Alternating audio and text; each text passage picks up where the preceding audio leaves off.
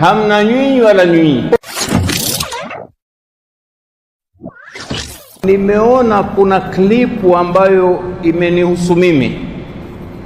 Nilizungumza hii klipu kwenye kipindi cha Aljawabul Kafi. Kuna mmoja ya ndugu zetu Waislamu aliuliza nini hukumu ya kupewa chakula na Wakristo wakati wanasherehekea sherehe yao ya siku ya Krismasi.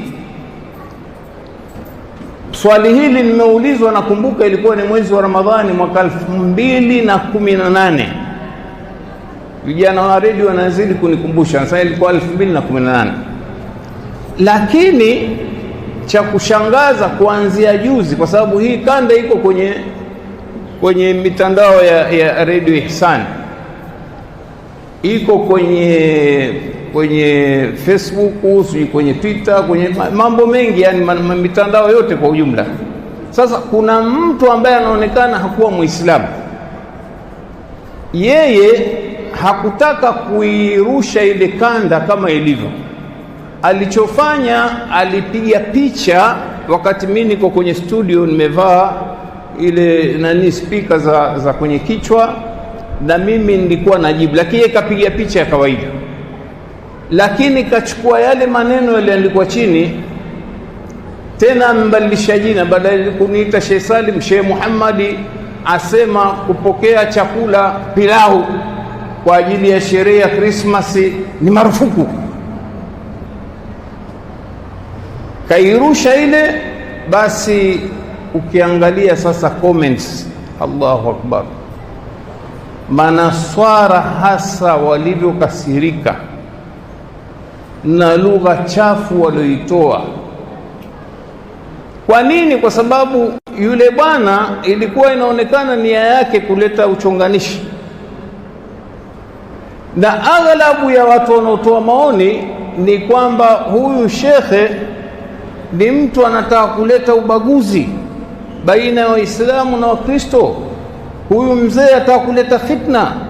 Unaona, huyu mzee hana akili, na matusi ya kila sampuli nimerushiwa mimi. Sasa cha kusikitisha ni kwamba hawa walikuwa ndio hao wenyewe waliozungumza Wakristo.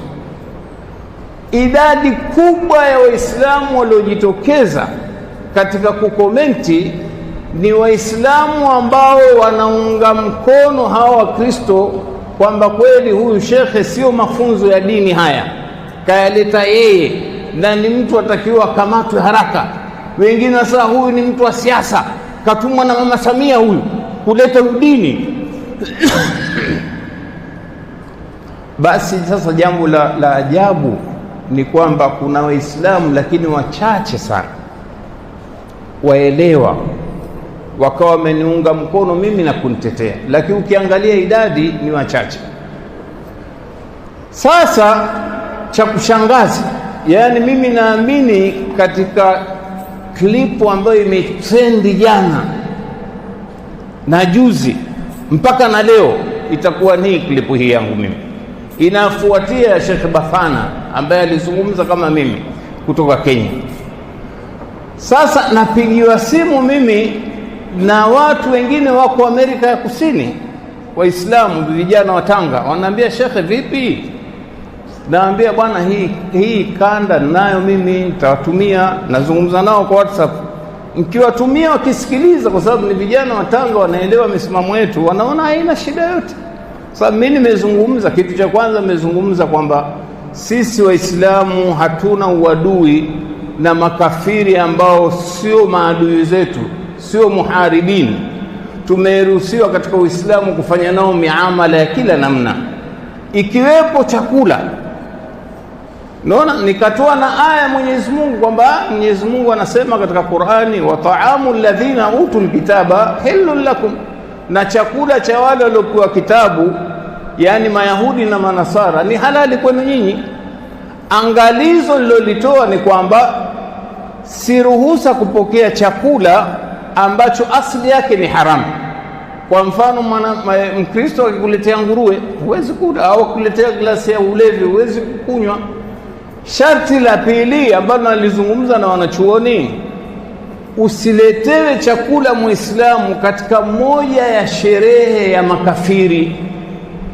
Hili limezungumzwa na wanachuoni wote wakiwemo wa madhehebu ya Kishafii. Kuna akwali nyingi za maimamu wakubwa wamezungumza ubaya wa kula chakula cha sherehe zinazofanywa siku ambazo makafiri washirikina wanafanya sherehe yao. Kwa hiyo wewe ukiletewa zawadi kwa munasaba wa chakula kile, unaambiwa usile, ni haramu. Haya mambo yako wazi, lakini sasa watu wamegeuza yale mazungumzo wakayapindisha kwamba huyu, sisi Waislamu nchi hii tangu zama za Mwalimu Nyerere katufundisha udugu na umoja, mambo ya dini na ukabila tumesahau. Siku hizi Muislamu akipika pilau yake ya Idi anamwita Mkristo anakula, na Mkristo naye akipika pilau yake ya sikukuu ya Christmas au Pasaka anamwita. Siku tumelelewa hivyo hivi sasa. Isitoshe, Muislamu anaoa kwa Mkristo, Mkristo anaoa Muislamu mwanamke, tunaishi vizuri, tumekaa hivi muda wote. Hii imeshakuwa desturi ya Tanzania. Kwa hiyo huyu shekhe, fitna kubwa. Angalia, ana ndevu kazitia blichi, mzee akili hana huyu, matusi mengi. Sasa cha kushangaza kikubwa zaidi, kuna bwana mmoja mtu mzima maskini, huwa kila siku anatoa klipu za matukio, na yeye akaenda akaipata hii klipu. Amenitukana huyu bwana, ananiambia shekhe matako huyu, matusi yanguone, anatukana. Basi kisa nini? Maskini hajui misingi ya dini hii inazungumza nini kuhusu muamala wetu sisi na wasiokuwa Waislamu. Hajui. Hili ni somo ndugu zangu.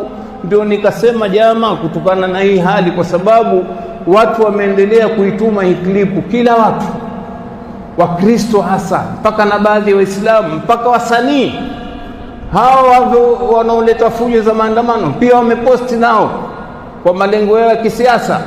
Ukiangalia comments, maskini wapata kwa mtu mwenye ufahamu kwamba kweli inaonekana bado da'wa yetu haijafika popote. Hiyo ndio conclusion nilipata mimi, kwamba bado tuna kazi kubwa. Bado watu hawajajua somo la tauhid, bado watu hawajajua somo la alwalau walbara. Tunatakiwa tupende kitu gani, tuchukie kitu gani, hawajui Waislamu, tena walio wengi sana. Kwa hiyo ndugu zangu, kwa mnasaba wa hafla hii ya siku hii ya leo ya ufunguzi wa mkutano, nasema hili ni somo ambalo maduati wote, mashekhe wetu wote wa taasisi watakiwa tukae tena upya kuanza kutafakari tutawezaje kuielekeza hii dini kwa kupitia hii mitandao. Mitandao ina athari kubwa sana, na walio wengi katika Waislamu madhaifu sana kwa upande wa mitandao. Wasiokuwa Waislamu wamejipanga hasa, inaonekana wana mbinu hasa, wanaambizana leo tuchokoze jambo fulani, leo tufanye hivi. Si ndio hawa wanaisumbua serikali hivi sasa? Tena vijana wako nje wamekimbia huko, lakini hawa ndio waliohamasisha mpaka tarehe 29 katokea yale mauaji.